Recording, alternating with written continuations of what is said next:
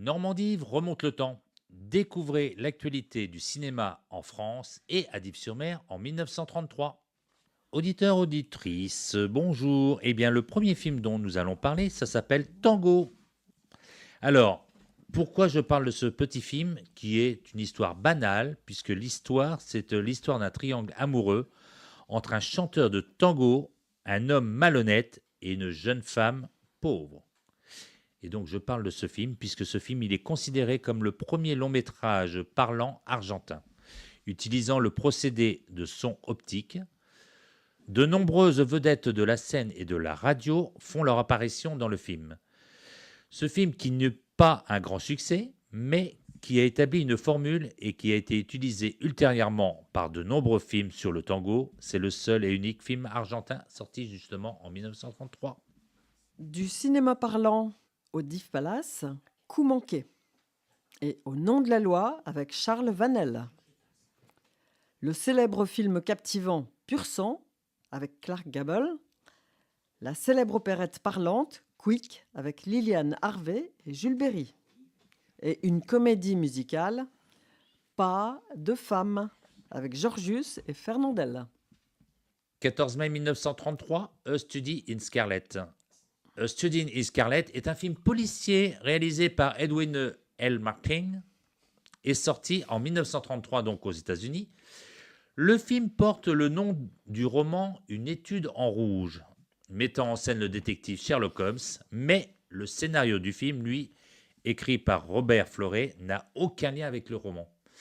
Par contre, l'acteur Regina Owen y incarne le détective Sherlock Holmes, après avoir incarné l'année précédente le Dr Watson dans le film Sherlock Holmes, qui était donc sorti en 1932. À Div Palace, comédie militaire parlante, Le billet de logement et Un beau mariage avec Madeleine Guity. Une reproduction dramatique, mais petit, avec Maria Dressler.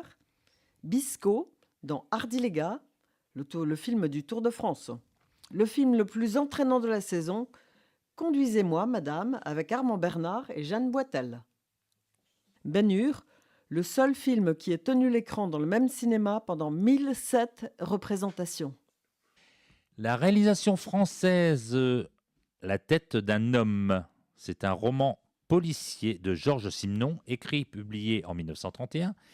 Et là, donc c'est le cinquième roman qui faisait partie de la série des Maigret.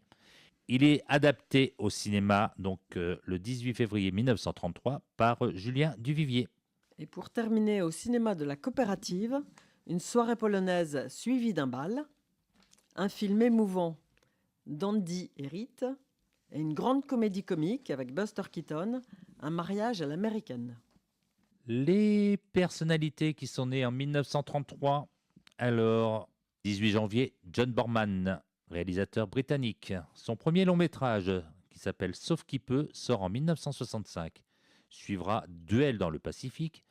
John Barman aborde ensuite la science-fiction avec Zardoz, qui était joué avec Sean Connery. Variation futuriste sur le thème du magicien d'Oz. En 1981, John Borman sort un nouveau film. Il s'agit d'une relecture de la légende du roi Arthur et des chevaliers de la table ronde. Le film est entièrement tourné en Irlande et ça s'appelle Excalibur.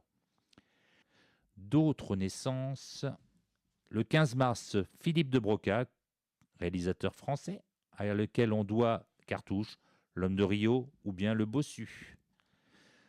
30 mars, Jean-Claude Brialy, acteur, réalisateur et scénariste français.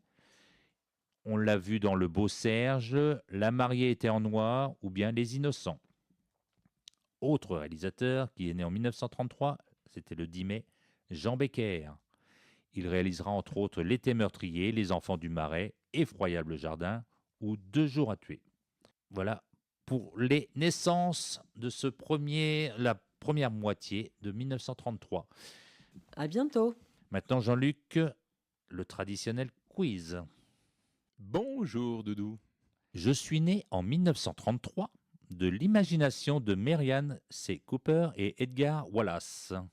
Je deviens rapidement une icône du cinéma fantastique et connais de nombreuses adaptations en dessin animé, romans, comics, jeux vidéo et parc à thème. Vois-tu déjà quelque chose? Bah, peut-être Mickey, mais On continue. oui. J'ai tourné avec différentes actrices, la première étant Fay Wray. Plus tard, Jessica Lange en 1976 ou dernièrement Naomi Watts, pour être précis en 2005, de Peter Jackson. Le magicien d'Oz? Non. Ça va t'aider maintenant. Je peux mesurer de 7,62 m en 2005 à 30,48 m en 2017, voire 103 mètres quand je me bats contre Godzilla en 2021. Bon, alors là, qui se battait contre Godzilla? King Kong? Tout à fait. Ok. King Kong qui est arrivé en 1933. Bon. Le dernier indice était l'image de ce gorille géant tenant dans sa main une jeune femme et affrontant des avions au sommet d'un gratte-ciel est fortement ancrée dans la culture populaire. Merci, il n'était pas aussi évident que ça. Merci Jean-Luc et merci les auditeurs. Au revoir, à la prochaine.